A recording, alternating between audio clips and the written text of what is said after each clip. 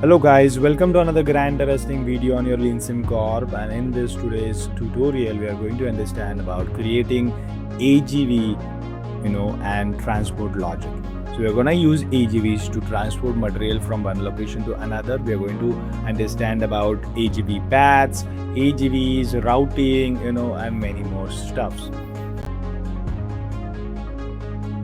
If you're looking for Flexsim Simulation support, or looking for training courses related to simulation, or if you're looking for digital twin solutions, or you're looking for engineering automation, you're on a right page. Visit Leansimcorp.com and be a member now to get access and support in all these domains.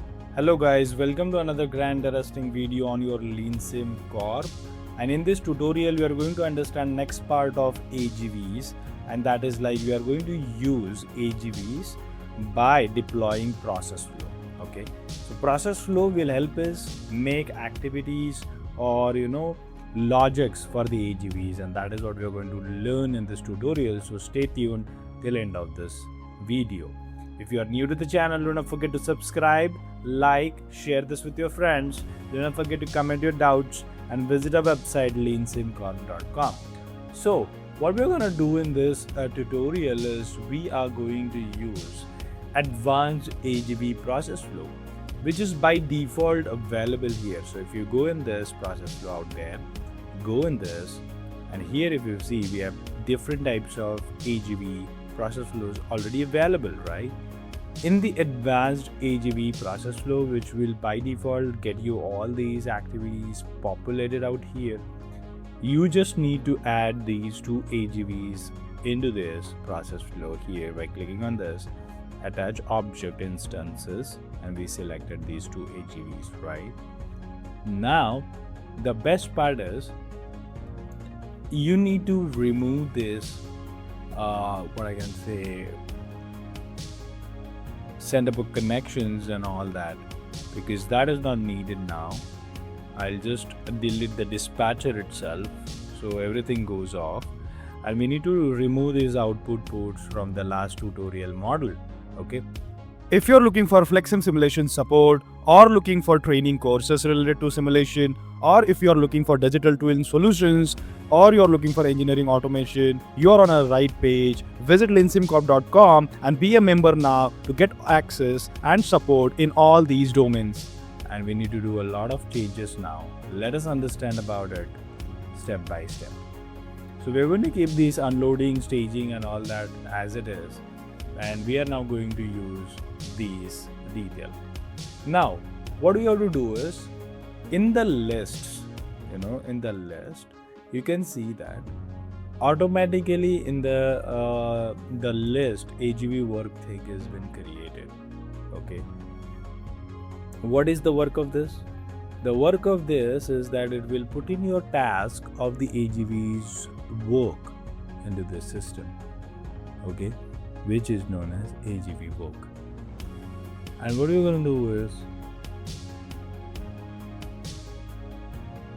we are going to go into the properties window now. So before we could do something, let us have the sync being created. So what I'll do is, again I'll do Control Z, so it will get us the drop off point, and Control Z will get our connections out back again. Now the interesting thing is whether this model is going to work, because the center port is not there, dispatcher is not there, right? So it will not work. It already went into the sync directly without using the AGV. Now we need to make this functional, that these AGVs should be basically being used in order to deliver the parts. So how are we going to do that? Let us make a connection between these two control points as what? We are going to make it as a drop off point. Is it? So main pickup point. So if you see, we can have different types of works being created out here, and that is where it has been created in this fashion. So if I connect from this to this, basically a pickup point, then it is again a blue color. So what we have to do here is we have to select next work point. So this is basically going to do what? It is going to look in for the work across these control points. Okay, and that is basically going to help our AGVs keep on moving, looking for multiple different tasks across the control points.